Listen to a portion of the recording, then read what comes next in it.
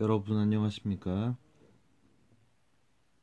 저는 이재명 경기도지사 지지자로서 작금의 그 정치 판세를 이재명 지사를 중심으로 간략하게 설명을 드리고 싶어서 이렇게 녹음을 하게 됐습니다. 너무 긴 시간 동안 하면 보는 게 상당히 힘들더라고요. 가급적 짧게 해보도록 하겠습니다. 우선 문재인 대통령이 당선이 되셨죠. 그 이후 친노 친문 세력은 이익단체처럼 민주당 내에서 활동하게 됩니다. 대체적으로 민주당에서 친노 친문 세력의 비중은 30% 내외가 되겠는데요. 그럼에도 불구하고 핵심 세력을 장악하고 있기 때문에 현재로서는 가장 강력한 세력이라고 할 수 있겠죠.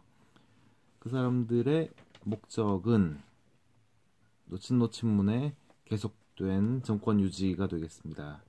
그래서 친노 친문의 적자 황태자라고 불리우는 김경수 도지사를 약간은 무리수를 둬서 드루킹 사건에도 불구하고 경남도지사로 당선이 됐습니다.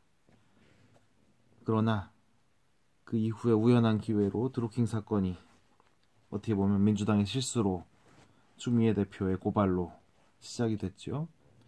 그게 오히려 김경수 지사의 목을 겨누는 칼날이 돼버렸고 상당히 위태롭다는 것을 누구나 인지하게 된 것입니다. 그 사건을 우선적으로 덮을 수 있는 방법이 첫 번째 노회찬 대표의 사망 사건이었습니다. 사실 확인이 필요하겠습니다만은 드루킹의 증인으로 서서 쉽게 얘기해서 김경수 지사를 위협할 만한 증인이 노회찬 대표를 포함해서 3명이 있었다. 그런데 그 3명이 모두 다 사망한 상황이다. 이러한 아직은 좀 더 확인이 필요합니다만은 그 사건으로 드루킹 사건이 완벽하게 정리가 됐어야 하는데 되지가 못했습니다. 그 뒤에 벌어진 사건은 두 번째 이재명 지사 죽이기. 모든 언론은 이재명 지사, 김부선, 해경궁 등등으로 뒤덮였고 드루킹은 듣자도 나오지 않는 정도로 언론에서 철저하게 외면당했습니다. 일종의 이슈로 이슈를 덮는 작전이었는데 여기서 또 친노 친문 세력은 이재명 지사를 경쟁자에서 제거하는 두 가지 목적을 달성하는 걸 원했겠죠. 그러나 엄청난 내공과 전투력의 소유자 이재명 지사께서 끝까지 버텨내고 지금 거의 터널의 90% 이상을 뚫고 나왔다, 이렇게 보여지고요. 언론에서도 더 이상 이 지사로 도배할 만한 내용이 없었죠. 그 이후에 세 번째 드루킹을 덮고자 한 것은 유시민의 알릴레오. 그 두 가지 목적이 있다고 봅니다. 첫 번째는 역시 드루킹 사건을 언론에서부터 관심을 끊는 유시민으로 도배하는 작전. 두 번째는 만에 하나 김경수 지사가 위태로워졌을 때 유시민은 친노의 적자로서 어느 정도 활용 가치가 있다, 띄울 의미가 있다, 이렇게 보여진 것이죠. 그럼에도 불구하고 민주당도 깜짝 놀라고 자유한국당도 깜짝 놀란 대사건, 김경수 지사 법정 구속 2년형, 그것이 터진 거죠. 지금 다들 멘붕 상태라고 보시면 되겠습니다. 한마디로 친노 친문 혹은 거기에 달라붙은 각종 토건 세력, 자유한국당 세력, 똥파리 세력 등등은 모두 멘붕 상태에 빠져 있고 그나마 이재명 지사께서 신형 강제 진단 사건 등으로 지사직을 잃는 것을 그나마 위로로 삼으려는 그런 유치한 태도들을 보이고 있습니다. 자, 여기에서 저의 예상을 말씀을 드려보겠습니다. 4.3 보궐선거가 통영과 창원 성산구에서 있습니다. 통영은 자유한국당이 상당히 앞서가는 것으로 보이고요. 창원도 자유한국당 강기훈 전 의원이 상당히 앞서가는 상황입니다.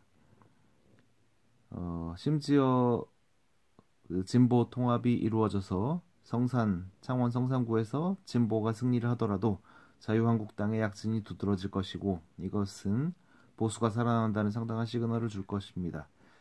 그 뒤에 내년도 총선에서 보수는 상당한 기대 이상의 성과가 나올 가능성이 높다고 보여지고, 민주당, 특히 친노친문계는 의회에 약세를 보일 가능성이 높습니다. 물론 변수는 북미 관계의 변수에 의해서 그거보다는 더 선전할 가능성도 물론 있습니다. 그럼에도 불구하고 친노친문은 내년도 총선을 기점으로 세력을 잃을 것으로 예측이 되고, 그 뒤에는 이해찬 대표, 그리고 비문으로 분류되는 김부겸, 이낙연, 그다음 박원순, 이재명, 이 정도의 세력으로 재편이 될 것이다. 제가 기대하는 것은 이재명 지사 중심으로 민주당이 재편되는 것을 바라고 있습니다만은, 그 중에 상당수는 연합을 해서 민주당을 장악할 가능성이 높고, 여러분들도 들어보셨겠지만 국무총리가 대통령 되는 것은 하늘의 별따기다. 설명은 안 드리겠습니다. 결국 가장 경쟁력 있는 사람은 박원순 시장과 이재명 지사라고 보여집니다. 제가 판단하기에 지금 이재명 지사에 대한 판단은 이렇죠. 똑똑하고 일 잘하고 그런 것은 좋으나 인성에 문제가 있는 것 같아. 이것이 아마 잘 모르는 국민들 70% 정도의 생각일 겁니다. 이 프레임에서 상당 부분 벗어나고 희석시키고 다른 여러 가지 긍정적인 이슈들로